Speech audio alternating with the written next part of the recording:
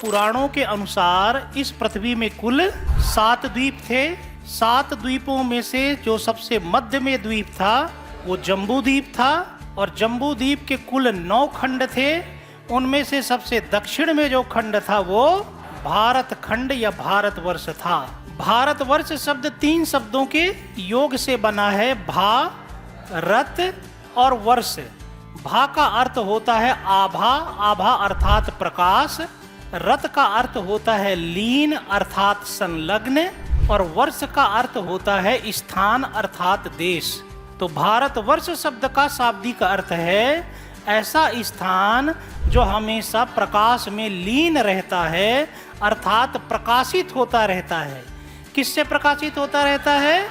ज्ञान से प्रकाशित होता रहता है। भारतवर्ष शब्द का सर्वप्रथम उल्लेख 5वीं शताब्दी ईसा पूर्व में पाणिनि के द्वारा लिखी गई व्याकरण अष्टाध्यायी में प्राप्त होता है। वहीं अभिलेखों में भारतवर्ष शब्द का सर्वप्रथम उल्लेख खारवेल के हाथी गुम्फा अभिलेख में मिलता है। अब हमारे देश का नाम भारतवर्ष कैसे पड़ा, इस संबंध में विद्वानों के अलग अलग मत हैं। एक मत के अनुसार हस्तिनापुर के राजा हुए दुष्यंत और दुष्यंत की पत्नी थी शकुंतला। इनके पुत्र हुए भरत और भरत इस देश के पहले चक्रवर्ती सम्राट हुए। उन्हीं भरत के नाम पर उनका देश भारत कहलाया। कुछ अन्य विद्वानों के अनुसार पृथ्वी के पहले राजा वैवस्वत मनु हुए और वैवस्वत मनु ने चूंकि अपनी प्रजा का भरण पोषण किया था इसलिए वैवस्वत मनु को भरत भी कहा गया और वैवस्वत मनु के ही एक अन्य नाम भरत के नाम पर इस देश का नाम भारत पड़ा। जबकि भागवत पुराण और जैन ग्रंथ हरिवंश पुराण के अनुसार इस देश का नाम भारत अयोध्या के राजा अजनाभ के पुत्र आदिनाथ के पुत्र भरत के नाम पर पड़ा। जबकि अधिकांश इतिहासकार यह मानते हैं कि भारत का नाम आर्यों के एक जन अर्थात आर्यों के एक छोटे से राज्य या कबीले भरत के नाम पर पड़ा था। इन सभी विचारों में से इतिहासकार राजवली पांडे के अनुसार ज्यादा ऑथेंटिक मत है कि भारतवर्ष नाम आर्यों के जन या आर्यों के कबीले भरत के नाम पर पड़ा होगा, क्योंकि राजवली पांडे का यह कहना है कि किसी देश का नाम वहां के किसी राजा के नाम पर पड़ना तार्किक प्रतीत नहीं होता है। भारत एक जन समुदाय था वैदिक काल में और जन समुदाय के नाम पर उस देश का नाम भरत पड़ना स्वाभाविक प्रतीत होता है। अब भारतवर्ष को प्राचीन काल में अलग अलग नामों से संबोधित किया जाता था। बहुत सारे पुराणों में, मनु स्मृति में, महाभारत में भारत को कहीं कहीं आर्यावर्त भी कहा गया है। इसके अलावा भागवत पुराण और मनु स्मृति में भारत को देव निर्मित देश कहा गया है।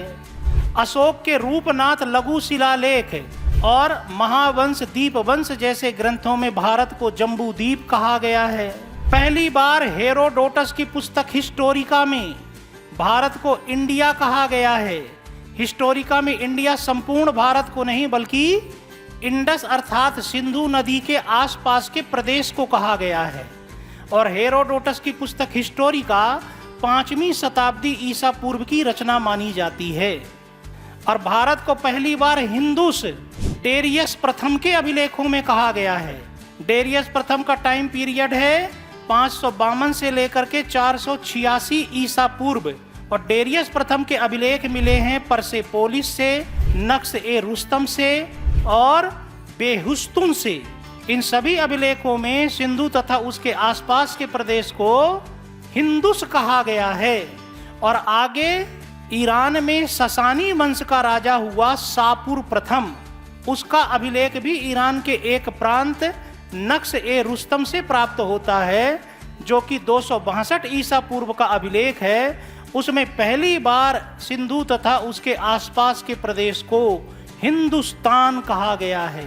चीनी ग्रंथों में भारत को सेंतु अर्थात सिंधु, तियनझू अर्थात स्वर्ग भूमि या धम्य भूमि, फोगियो अर्थात बुद्ध की भूमि और यिनतु कहा गया है। यिनतु का शाब्दिक अर्थ माना जाता है इंडिया। जैसे ह्वेन सांग ने भारत को यिनतु कहा है। तो प्राचीन काल में अलग अलग स्रोतों में भारत को अलग अलग नाम से संबोधित किया गया है। हमारे संविधान में भारत को इंडिया और भारत दोनों नामों से संबोधित किया गया है।